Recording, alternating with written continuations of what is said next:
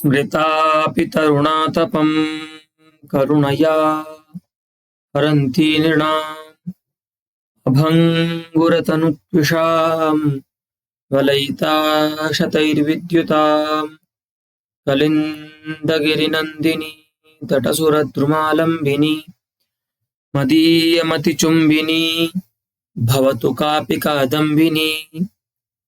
इह रसगंगाधरस्य पाठक्रमे द्वितीयानने प्रवर्तमाने पाठे इदानीम् उल्लेखालङ्कारस्य निरूपणं जायते। तत्र अयम् उल्लेखः शुद्धः अन्येन अलङ्कारेण च मिश्रितो भवति इति गते पाठे भूमिका काचित् विहिता आचार्येण। तत्र शुद्धस्य उल्लेखालङ्कारस्य उदाहरणानि एतावता प्रास्ताविषत। इदानीं संकीर्णस्य उल्लेखालङ्कारस्य विषयः अस्ति। तत्र भ्रान्त्या संकीर्णः उल्लेखः उदाहृतः, अपह्नुत्या संकीर्णः उल्लेखः उदाहृतः। अस्तु वनितेति इत्यादि पद्ये। पुनः मध्ये आचार्य पैदीक्षितेन कान्त्या चन्द्रं विदुः इत्यादि पद्ये तेषां मते अत्र अपह्नुत्यलङ्कारः अस्ति।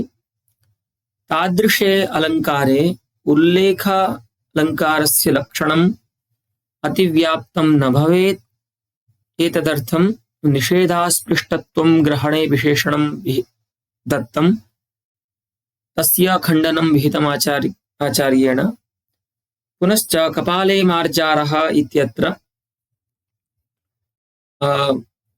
भ्रान्तिवन्तमलङ्कारं स्वीकरोति आचार्य पैदीक्षितः। तत्रापि खण्डनं करोति आचार्यः, यदि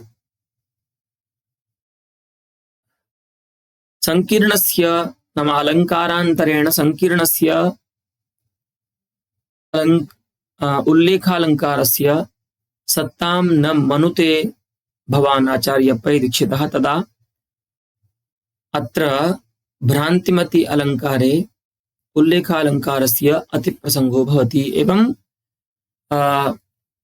तत्र खण्डनं विहितम् आचार्य पैदीक्षितस्य। एतावता अस्माकं विषयः जातः। अद्य पुनः अलङ्कारविशेषेण संकीर्णस्य उल्लेखस्य निरूपणम् अस्ति विषयः। तदद्यतनपाठस्य प्रथमा पङ्क्तिरस्ति। संशय संकीर्णो यथा भानुरग्निर्यमो वायं बलिः कर्णोऽथवा शिविः प्रत्यर्थिनश्चार्थिनश्च विकल्पन्त इति त्वयि।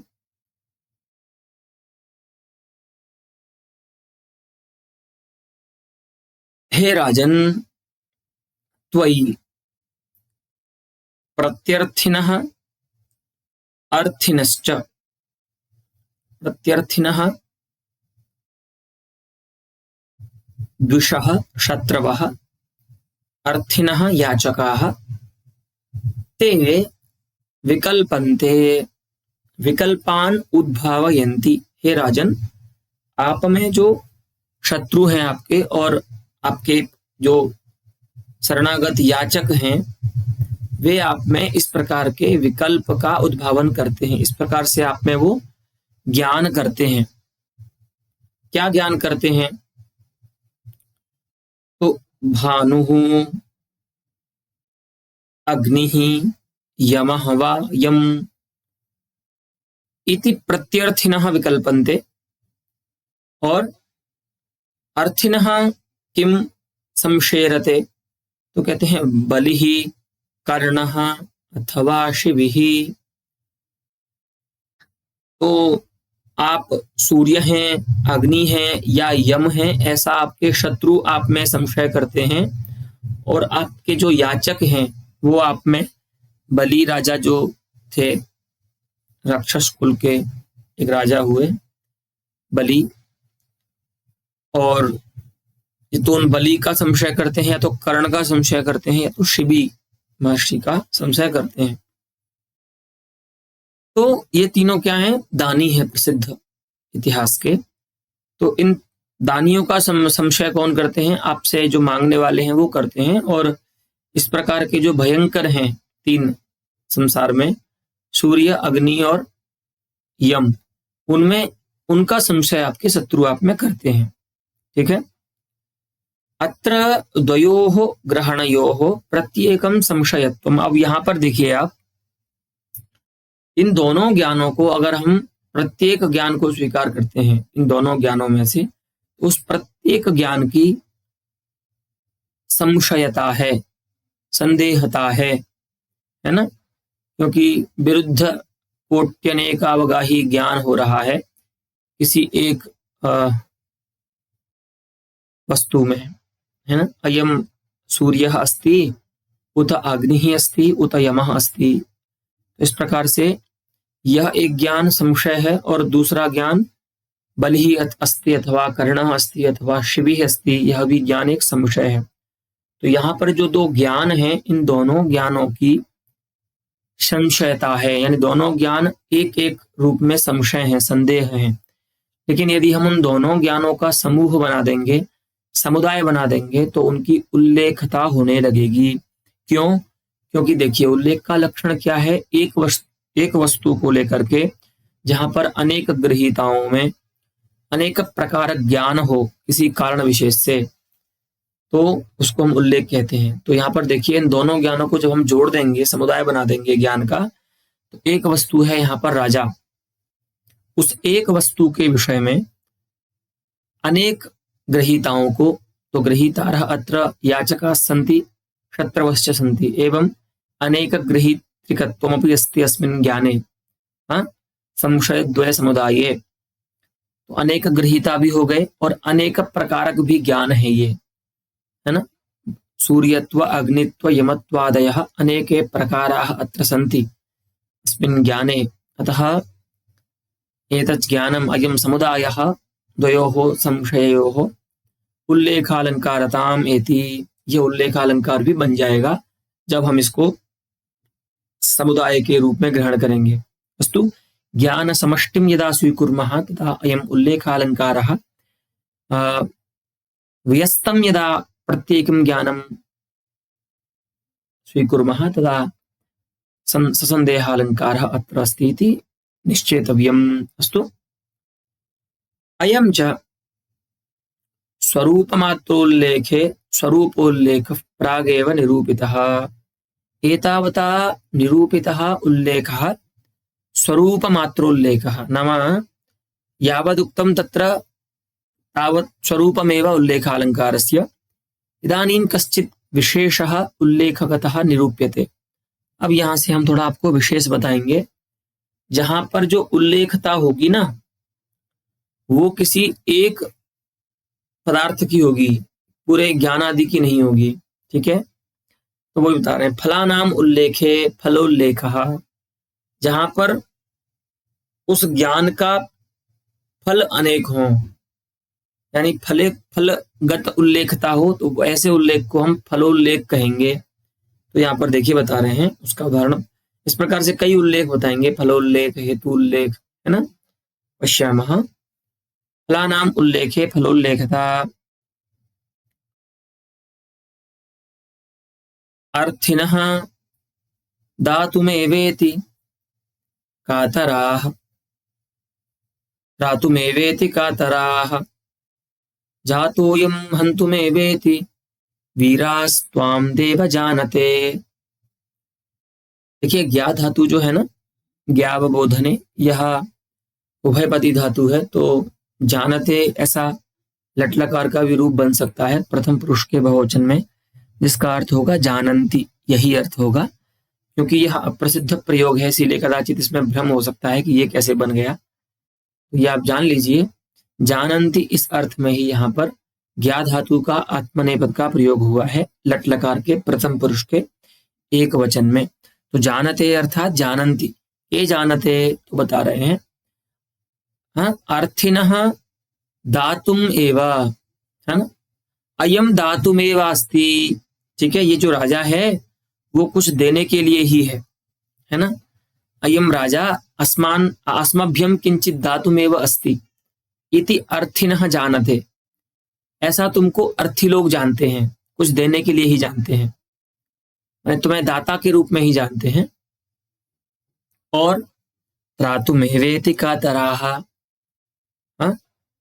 कातराः भीरवः जनाः त्वां त्रातुमेव जानते, तुमको वो रक्षा करने के लिए ही जानते हैं कि अयम अस्माकं रक्षकः अस्ति इत्येव रक्षकत्वेन त्वां परिचिन्वन्ति कातराः जनाः, ठीक है। और हन्तुमेवेति वीरास्त्वां, अयम अस्मान् हन्तुमेव जातः, ये हमको मारने के लिए ही पैदा हुआ है, ऐसा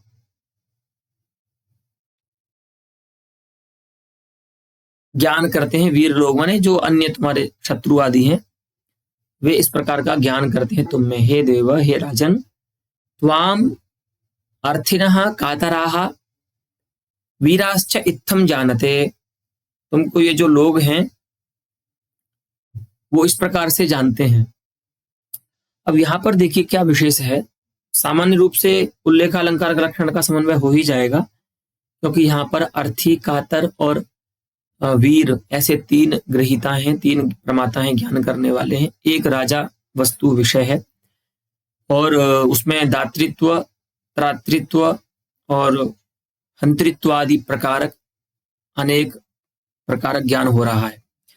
सामान्य का लक्षण तो हम समन्वय हो जाएगा, लेकिन यहाँ पर ये देखिए, ये जो तीन प्रकार बन रहे हैं ना ज्ञान में, हंतृत्व, त्रातृत्व और दातृत्व, ये तीनों फल हैं, यहाँ पर प्रयोजन है ना। अर्थियों का प्रयोजन है दान, भीरुजनों का प्रयोजन है त्राण, रक्षा, और वीरजनों का प्रयोजन है मृत्यु, हनन। इस प्रकार से यहाँ पर जो प्रकार बन रहे हैं अनेक, वे प्रयोजन रूप हैं, फल रूप हैं, प्रमाताओं के फल हैं वे। इसीलिए प्रकारों की जो अनेकता है वो फलरूप प्रकारों की अनेकता होने से हम इसको फलोल्लेख कहेंगे। अस्तु, अत्र प्रमातारः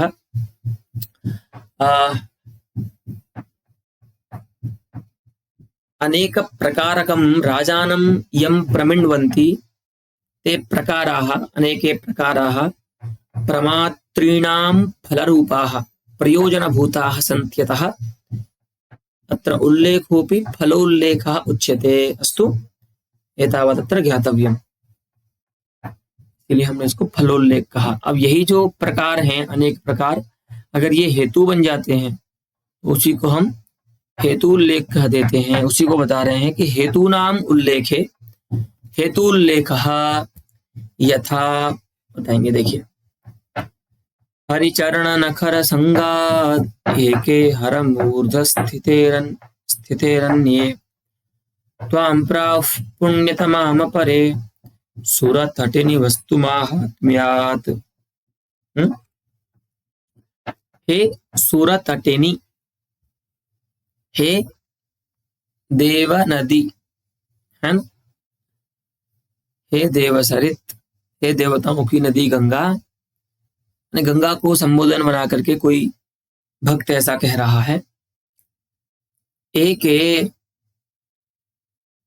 हरिचरण नखर संगात, हरेः विष्णोः चरणयोः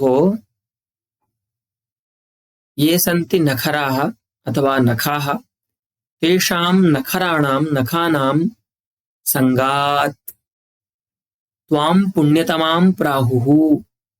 कुछ लोग ऐसे हैं जो तुमको भगवान विष्णु के चरण के नखों के साथ संबंध होने से तुमको क्या कहते हैं,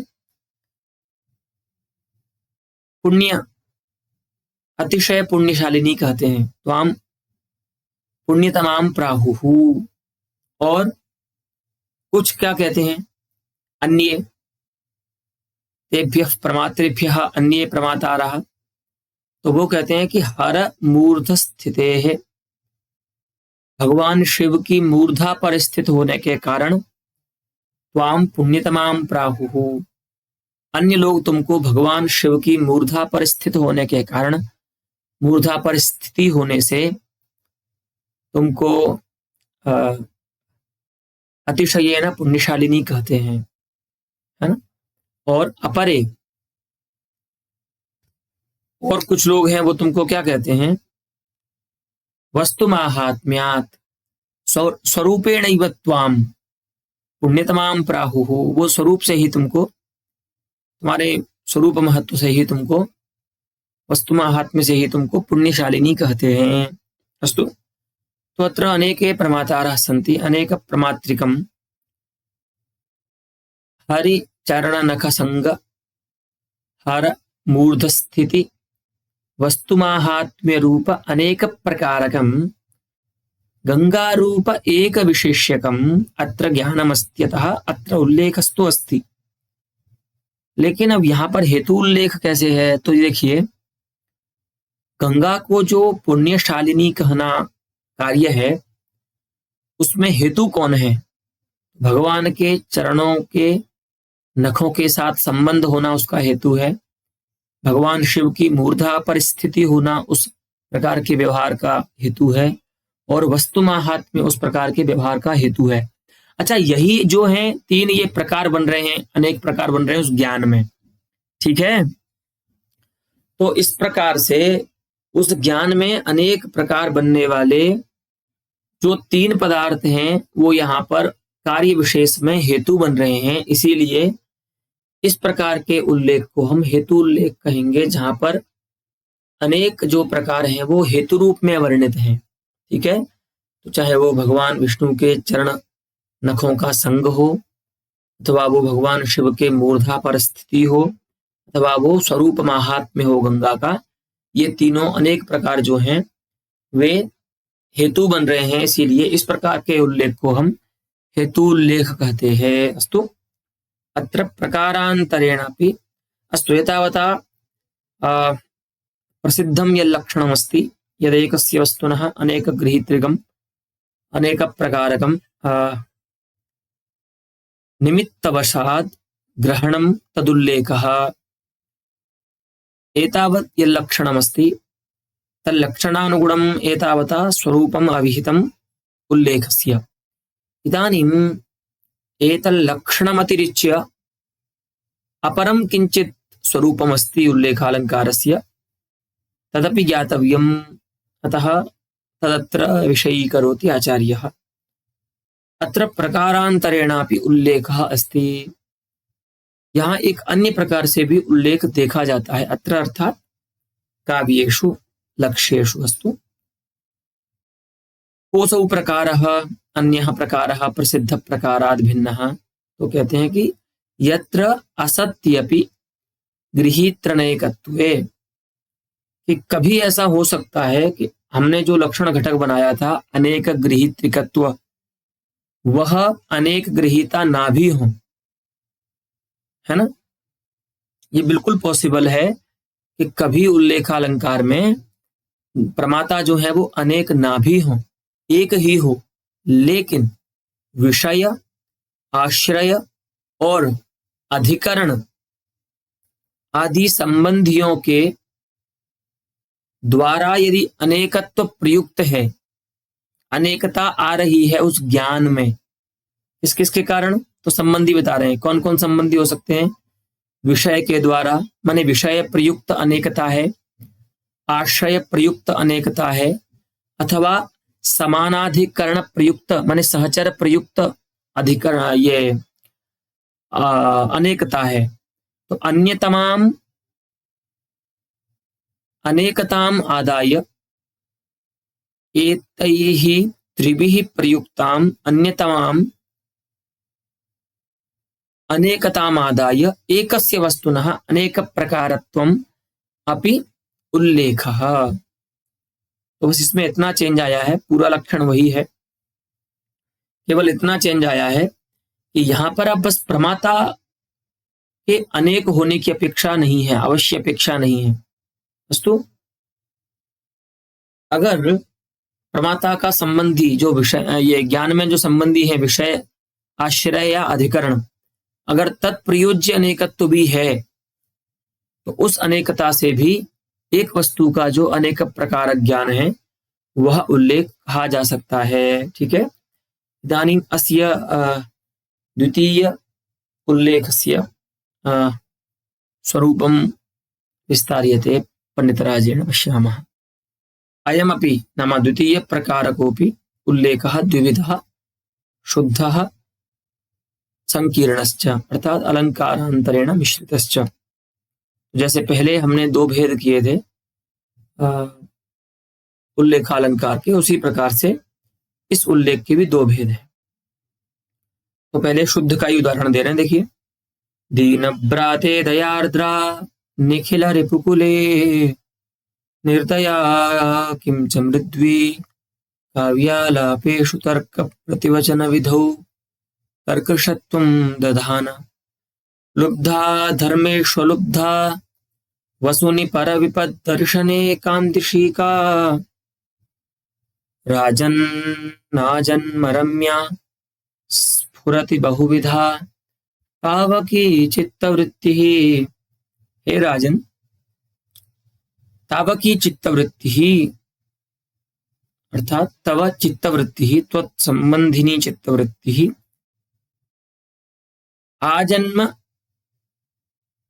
रम्या सती स्फुरति, अर्थात प्रकृत्या रम्या सती स्फुरति, स्वभाव से ही रमणीय होकर के स्फुरित हो रही है, ऐसा मुख्य वाक्य है। लेकिन वो जो आपकी चित्तवृत्ति है वो है कैसी, तो बता रहे हैं क्रम से, एक एक में। ठीक है। दीन व्राते दयार्द्रा, व्रातः समूहः समुदायः, दीनानां व्रातः दीन व्रातः अर्थात दीन समूहः, तस्मिन् दीन समूहे दयार्द्रा, दया से जो आर्द्र है चित्तवृत्ति, ऐसी दीन समूह में स्फुरित होती है। ठीक है। दीन जनों में, माने दीन जनों में दया करते हैं ये राजा। और निखिल रिपुकुले निर्दया, जो आपका रिपुकुल है उसमें निर्दया है, कोई दया नहीं है आपकी चित्तवृत्ति में, निर्दया चित्तवृत्ति है आपकी। और काव्यालापेषु मृद्वी, है ना, मृदु शब्द से वो तो गुणवचनात् जो है स्त्री प्रत्यय में सूत्र, गुणवाची शब्दों से जो प्रत्यय करता है ङीप प्रत्यय, उससे ङीप होगा, मृद्वी बनेगा, है ना। उकारांत जो गुणवाची शब्द होते हैं उनसे ङीप प्रत्यय होता है। तो मृद्वी अर्थात कोमला, मृदु। तो काव्यालापों में आपकी जो चित्तवृत्ति है, काव्य पाठ आदि में आपकी जो चित्तवृत्ति है वो कैसी है, मृद्वी है, कोमला है। और कुछ न्याय व्याय पढ़ते हो कि नहीं, बिल्कुल तर्क प्रतिवचन विधौ, है ना। तर्कस्य प्रतिवचन व्यापारः,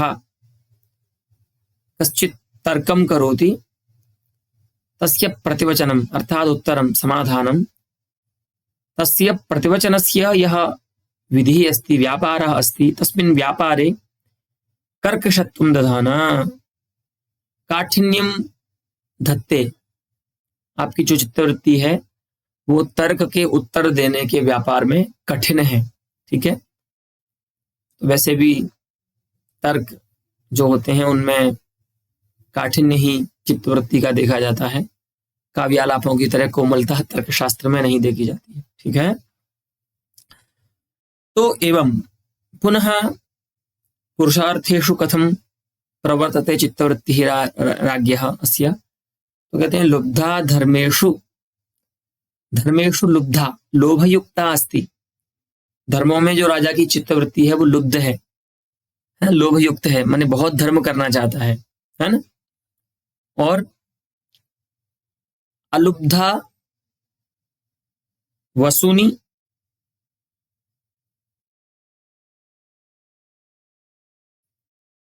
जो संपत्तियां हैं, संपदाएं जो हैं, भौतिक संपदाएं जो हैं, विशेष रूप से धन जो है, तस्मिन धने वसुनी अलुब्धा, राजा की जो चित्तवृत्ति है वह धन के विषय में अलुब्ध है। वस्तुतः जो 6 शत्रु हैं उसमें जो लोभ की गिनती होती है वह धन विषयक लोभ के लिए ही कहा गया है। वहां पर धन वहां पर उपलक्षण है, अन्य भी सभी भौतिक संपत्तियों के लिए जो धनमूला होती हैं, ऐसी सभी संपत्तियों के विषय में जो लोभ है वही शत्रु कहा गया है ना। धर्म में यदि लोभ है तो शत्रु नहीं है। खैर, तो राजा की जो चित्तवृत्ति है वो धन के विषय में अलुब्धा है। और पर विपद दर्शने, परेशाम अर्थात अन्येषाम, शत्रुणाम नहीं, अन्येषाम, है ना। आत्मीयाः ये जनाः सन्ति तेषां विपदां दर्शने तु बहुधा खिद्यन्ते जनाः, परन्तु यह परस्य पीड़ां दृष्ट्वापि खिन्नो भवति स एव साधु पुरुषः। जो दूसरे की पीड़ा को देख करके दुखी होता है वही साधु पुरुष है। तो परायास्ति विपत्, दूसरे की जो पीड़ा है, दूसरे की जो विपत्ति है, तस्याह परायाह विपदः दर्शने तस्याह अनुभवे कामदिशी का,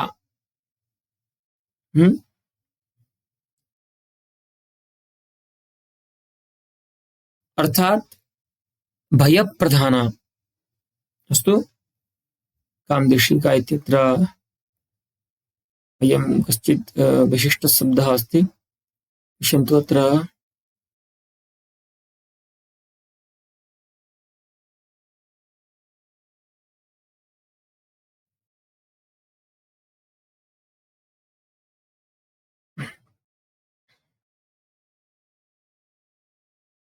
तस्यां दिशि गन्तव्यमिति या आह इत्यर्थे,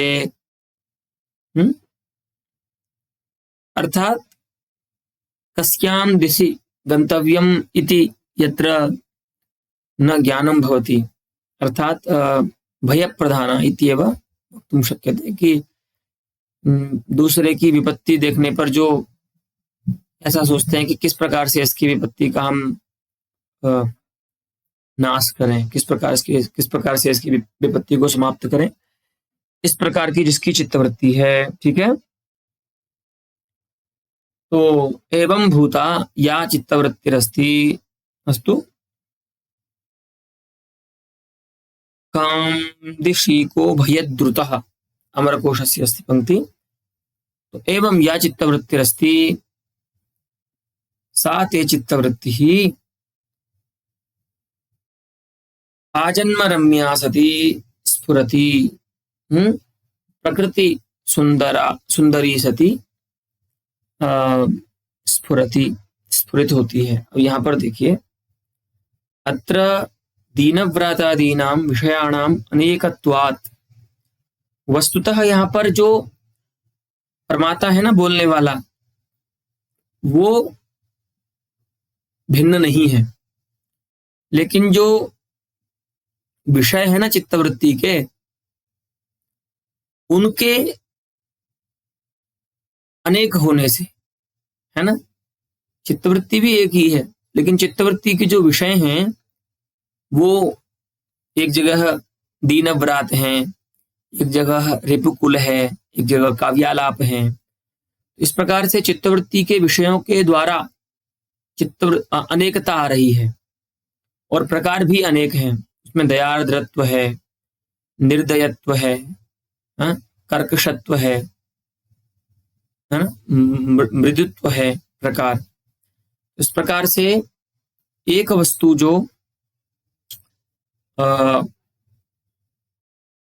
चित्तवृत्ति है उसमें विषय प्रयुक्त अनेकता से, अनेक प्रकार ज्ञान होने से, यहाँ पर जो दूसरे प्रकार का उल्लेख है, दूसरा प्रकार कहने से आपको तुरंत ये समझना है कि जहां पर प्रमाताओं की अनेकता इष्ट नहीं होती, ऐसा उल्लेख। ठीक है, तो अत्र दीनम व्रातादीनाम विषयाणाम अनेकत्वात्, तो वो पंक्ति याद कीजिए जहां पर ये बताया था ना, अत्र प्रकारांतरेणापि उल्लेखः, तो वहां पर क्या बताया था? सबसे पहला बताया था विषयाणाम अनेकता, मैंने विषय प्रयुक्ता अनेकता। यहाँ पर विषय की अनेकता बता रहे हैं कि दीनव्रातादीनाम विषयाणाम अनेकत्वात् चित्तवृत्तेः अनेक विधत्वम, चित्तवृत्ति की अनेक विधता हो जाएगी, अनेक रूपता हो जाएगी। ठीक है। और अलंकार कैसे है वो जो उल्लेख है, तो राज विषयक रतिभावोपस्कारकोऽयम् उल्लेखः, कविनिष्ठा राज विषयणी रतिरत्र विद्यते प्राधान्येन, तस्याः प्राधान्येन विद्यमानायाः कविगतायाः रतेः राजविषयक रतेः उपस्कारकः अत्रायम् उल्लेखो भवत्यतः अत्रास्य इत्थमलङ्कारः अस्ति। यद्यपि चित्तवृत्तिव्यक्तीनाम् अत्र ऐक्यं नास्ति, है ना। अब यहाँ पर आप चित्तवृत्ति को एक कैसे कह रहे हैं, क्योंकि चित्तवृत्ति तो एक है नहीं, अलग अलग चित्तवृत्तियां होंगी। चित्त व्यक्ति जो व्यक्ति होगी ना, चित्तवृत्ति व्यक्ति, वो अलग अलग होंगी। तो फिर आपने उसको एक कैसे बोल दिया यहाँ पर? तो कह रहे हैं कि तदीय चित्तवृत्तित्वेन सामान्येन तासाम एकत्वम विवक्षितम, राजा की चित्तवृत्तित्व रूप से, है ना, राज चित्तवृत्तित्व रूपेण सामान्येन, आप एक जाति बनाइए राज चित्तवृत्तित्व। अब उसमें देखिए जितनी भी चित्तवृत्तियां हैं, चित्तवृत्ति व्यक्ति हैं, उन सभी में राज चित्तवृत्तित्व है कि नहीं? तो हम यहाँ पर राज चित्तवृत्तित्वेन रूपेण उन सभी को एक कह रहे हैं, ऐसी हमारी विवक्षा है। ठीक है, ऐसा बता रहे हैं आचार्य इस उदाहरण में हमको। राज चित्तवृत्तित्वेन सभी चित्तवृत्तियां एक ही इष्ट हैं, एक ही रूप में इष्ट हैं, इसीलिए चित्तवृत्ति की एकता, एक रूपता यहाँ पर सिद्ध है, जिसको हमने अनेक विषय प्रयुक्त अनेकता को मान करके जिसमें हमने उल्लेख माना है। ठीक है, फिर भी इसका दूसरा उदाहरण दे देते हैं आचार्य। ठीक है, अगर आपको इसमें ऐसा लग रहा है कि चित्तवृत्ति की एकता नहीं हो रही है, तो देखिए दूसरा उदाहरण ले लीजिए। कातराः परदुःखेषु निज दुःखेषु कातराः, अर्थेषु लोभा यशसि सलोभा संति साधवः।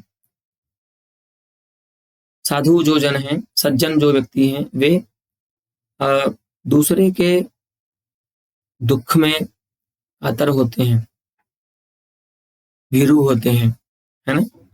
और निज दुःखेषु कातराः, अपने दुख का उनको इतना विषाद नहीं होता या इतना भय नहीं होता अपने दुखों में।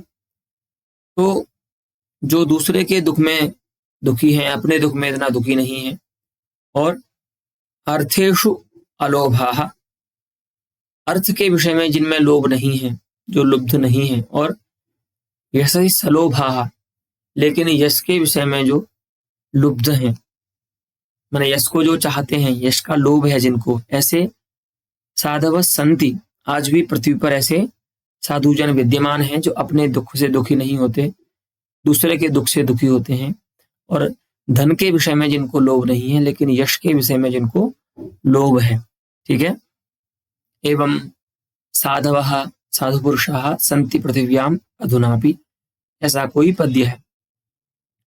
तो देखिए अब यहां पर क्या है, साधुरूपस्य एकस्य वस्तुनः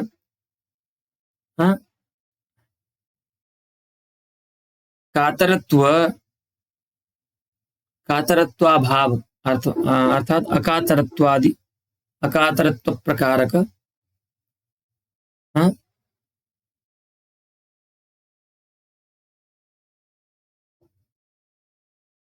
लुब्धत्व प्रकारक अलुब्धत्व प्रकारक इति अनेक प्रकारकं ज्ञानम एकस्मिन् वस्तुनि जायते, साधुरूपे एकस्मिन् वस्तुनि। तो अत्र प्रमातारः गृहीतारः भिन्नाः न सन्ति, है ना। यह वक्ति स एक एव गृहीता अत्र अस्ति प्रमाता, परन्तु विषयाणाम् अनेकत्वम् अस्ति। परदुःखं विषयः निज दुःखं विषयः, अर्थो विषयः, यशः विषयः एवं विषयप्रयुक्तम् अनेकत्वमत्र अस्ति। अतः एकस्यापि साधुरूपस्य वस्तुनः अनेकता अत्र भवति, येन अत्र सत्यपि एकस्मिन् प्रमातरि उल्लेखालंकारो द्वितीय प्रकारकः भवति। ठीक है, द्वितीय प्रकार वाला जो उल्लेखालंकार है वो यहाँ पर हो जाएगा। वही कहते हैं अत्रापि साधवः सन्ति इत्यनेन मृता अपि न मृतास्ते, मर करके भी जो मरे नहीं है, माने यशक का येषु ते इदानीमपि जीवन्ति रामादयः साधवः साधुपुरुषाः, और इतरे पुनः अमृता अपि मृताः ये एवं साधवः न सन्ति, अर्थात परदुःखेषु कातराः न सन्ति, निज दुःखेषु कातराः न सन्ति, अर्थात अत्र उक्ताः ये साधवः तेभ्यो भिन्नाः ये जनाः सन्ति, इतरे ये जनाः सन्ति ते अमृताः अपि, नाम जीवन्तोपि, जो ऐसे नहीं है वो जीवित रह करके भी मरे हुए के समान है, यानी मरे हुए हैं।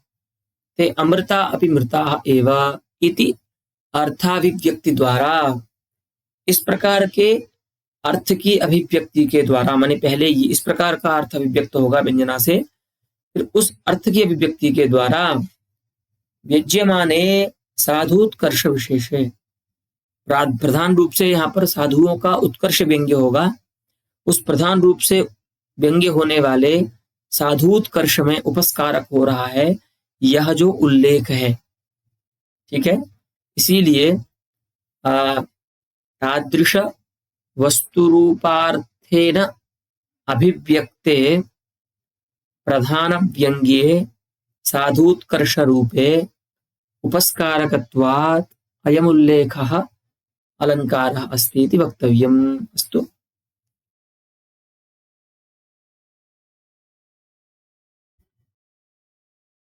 फिर से उदाहरण देते हैं। देखिए, और उदाहरण दे रहे हैं कि यथा वा तुषारास्तापसव्राते तामसेषु चतापिनः दृगन्तास्तडका शत्रोर्भूया सुर्मो भूतये। ताडका शत्रोः, ताडकायाः शत्रुः कः? भगवान् श्रीरामः। तस्य इक्ष्वाकुकुलावतंसस्य श्रीरामस्य दृगन्ताः कटाक्षाः मम भूतये, मम कल्याणाय भूयासुः। भगवान श्री राम के जो कटाक्ष हैं वे मेरे कल्याण के लिए होवे, ऐसा कोई भगवान से प्रार्थना कर रहा है। तो भगवान के जो दृगंत हैं, कटाक्ष हैं, वो हैं कैसे? दृशः अंताः दृगंताः, ऐसा समास करेंगे तो वो हैं कैसे भगवान के कटाक्ष? तो बता रहे हैं तुषाराः, बर्फ है। कहाँ? तापसव्राते, तापसानाम अर्थात तपस्विनाम समूहे।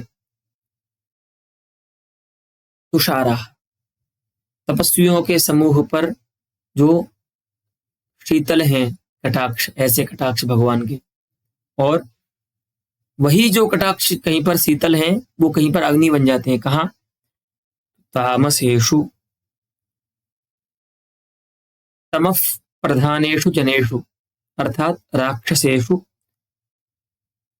तापिनः तापकर्तारः, ताप जनकाः तापिनः सन्ति।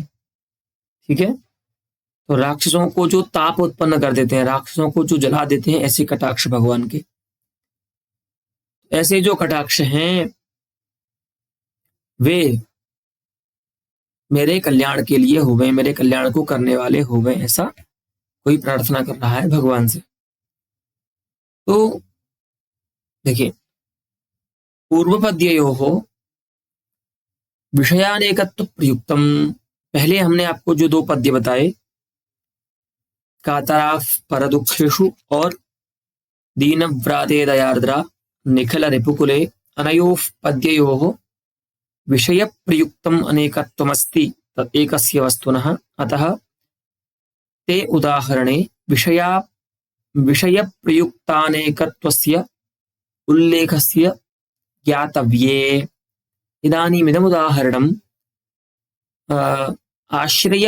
आश्रयप्रयुक्त अनेकत्वस्य अस्ति। यहाँ पर आश्रय प्रयुक्त अनेकता है, ठीक है।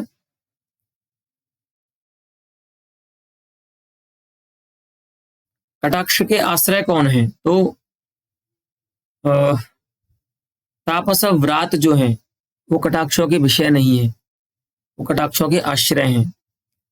उसी प्रकार से जो तामस हैं राक्षस, वो भी कटाक्षों के आश्रय हैं। तो आश्रय के भेद से एक ही वस्तु जो भगवान के कटाक्ष हैं उनकी अनेकता होती है, और एक ही प्रमाता के होने पर भी यहाँ पर तुषारत्व तापकर्तृत्व प्रकारक जो अनेक प्रकारक ज्ञान है उसको हम उल्लेख अलंकार कहते हैं, ठीक है, उल्लेख कहते हैं। अस्तु।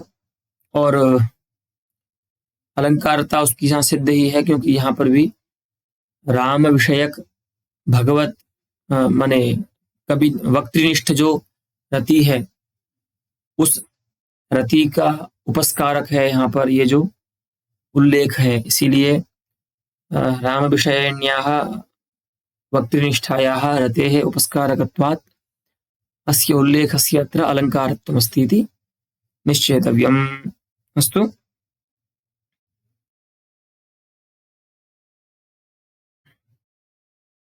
अस्तु, तत्र अलम् एतावता पाठेन पुनः अग्रे एतेषु भेदेषु द्वितीयस्य उल्लेखस्य केचन सन्ति भेदाः, तान् आगामिनि पाठे वयं ज्ञास्यामः। धन्यवादस्तावत्।